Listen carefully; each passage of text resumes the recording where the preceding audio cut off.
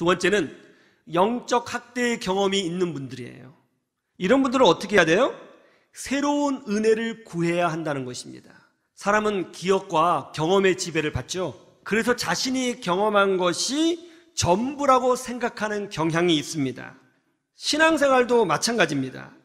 옛날에 받았던 교회의 이미지, 옛날에 경험했던 억압적이고 강압적이고 억지로 끌려와서 했던 신앙생활의 이미지, 재미도 없고 답답했던 그런 신앙생활의 이미지가 있는 분들은 기쁨으로 자발적으로 즐겁게 신앙생활하는 것이 아니라 의무감으로 신앙생활하는 경우가 많아요. 그런데 더 큰 문제는 뭡니까? 자신이 그때 경험한 것이 전부라고 생각하는 거예요. 뭐 교회는 다 똑같지 뭐, 목사님들은 다 똑같지 뭐, 그렇게 생각하는 거예요. 다 똑같다는 거예요.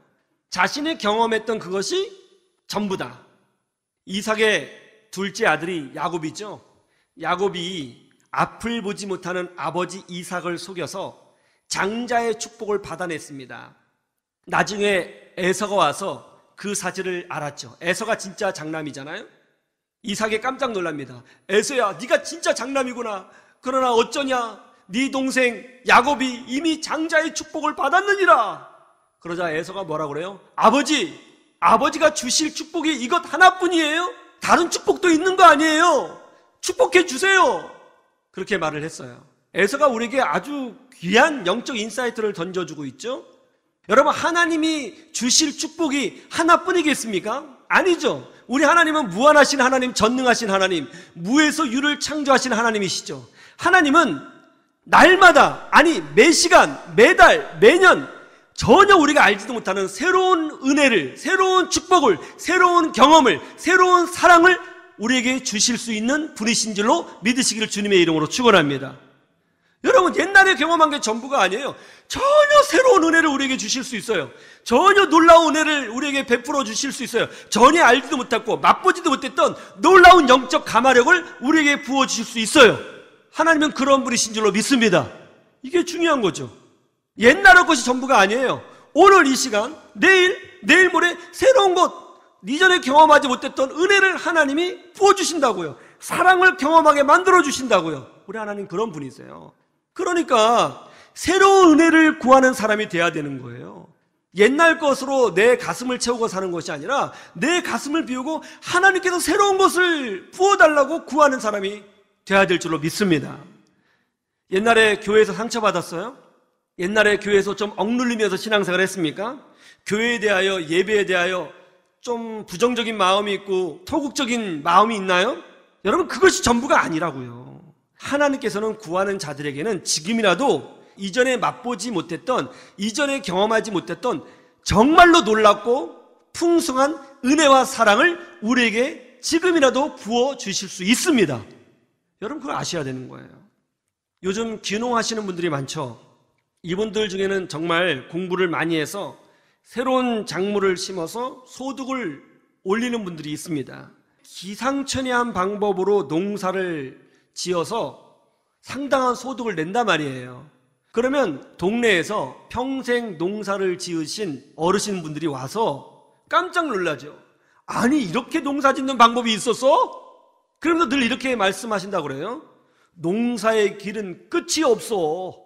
꼭 옛날 방식의 농법만이 전부가 아니라고요. 우리 신앙도 마찬가지입니다. 옛날에 경험했던 신앙이 전부가 아니라고요. 옛날에 만났던 그 하나님이 전부가 아니라고요. 새로운 것이 있다고요. 새로운 은혜가 있다고요. 하나님은 구하는 자에게 지금이라도 그 은혜를 우리에게 부어 주신다고요. 그러니까 우리는 과거의 것만 붙들고 살지 말아야 되는 것입니다. 과거의 상처에 끌려가지 말아야 되는 것입니다. 오늘 본문 말씀 35절 보세요. 35절, 36절. 또 이튿날 요한이 자기 제자 중 두 사람과 함께 섰다가 예수께서 거니심을 보고 말하되 보라, 하나님의 어린 양이로다. 여러분, 세례 요한의 메시지가 어땠나요? 세례 요한의 신앙은 굉장히 철저하고 엄격한 신앙이었죠. 회개하라, 이 독사의 자식들아. 누가 너희들어 회개하라 하였더냐. 도끼가 이미 나무 뿌리에 놓였으니 열매를 맺지 아니하는 가지마다 찍혀 불에 던지우리라. 세례 요한의 신앙은 무서웠습니다. 엄격했습니다. 아주 철저했죠. 하나님의 공의를 선포했습니다. 잘못된 것에 대해서는 용서가 없었습니다.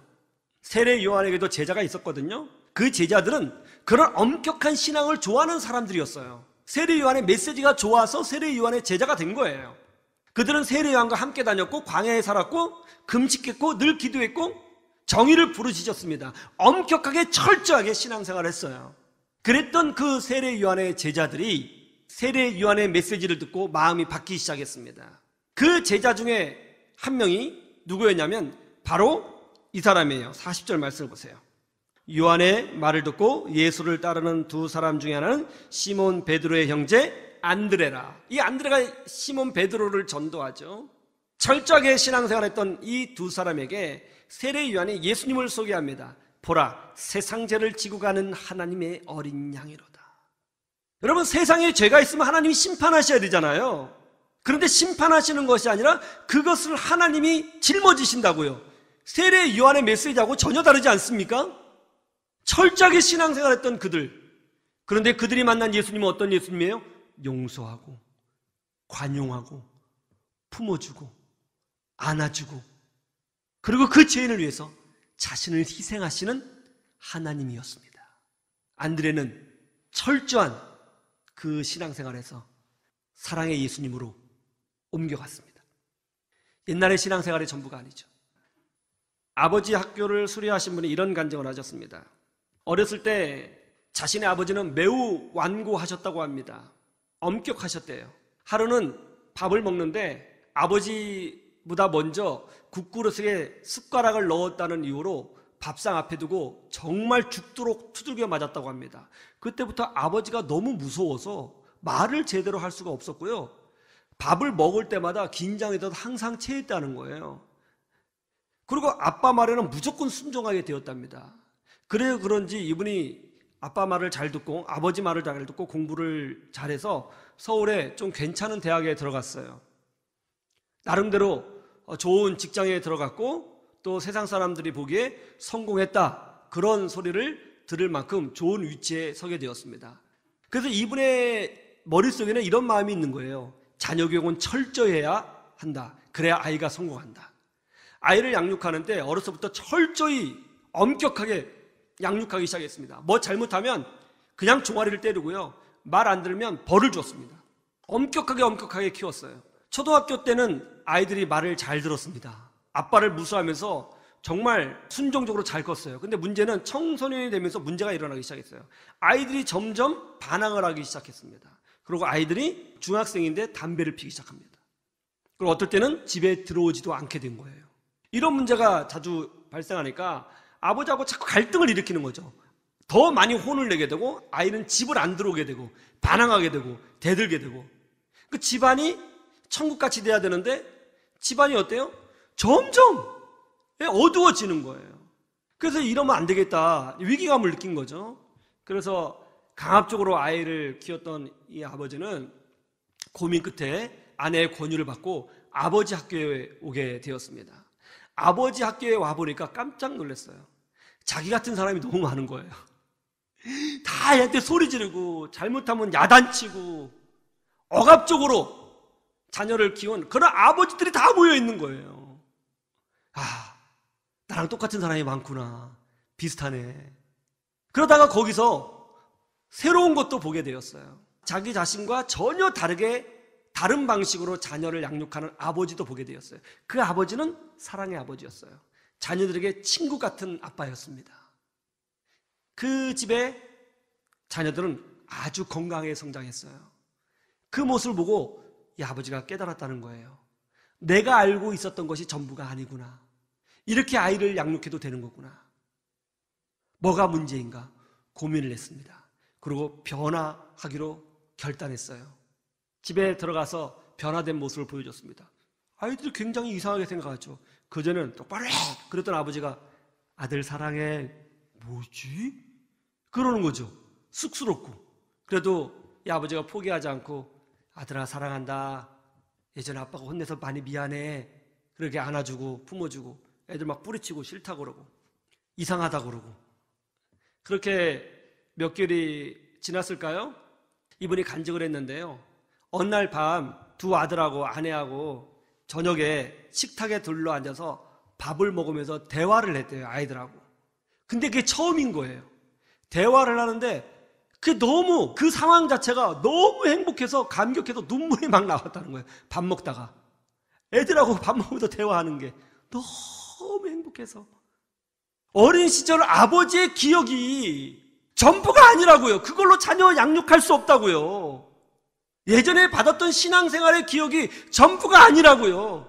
하나님께서 새로운 은혜를 주신다고요. 새로운 길을 열어주신다고요. 새로운 사랑을 경험하도록 만들어 주신다고요. 구하시기를 주님의 이름으로 축원합니다. 그래서 여러분의 신앙이 다시 사랑으로 시작되어 건강해지시기를 주님의 이름으로 축원합니다.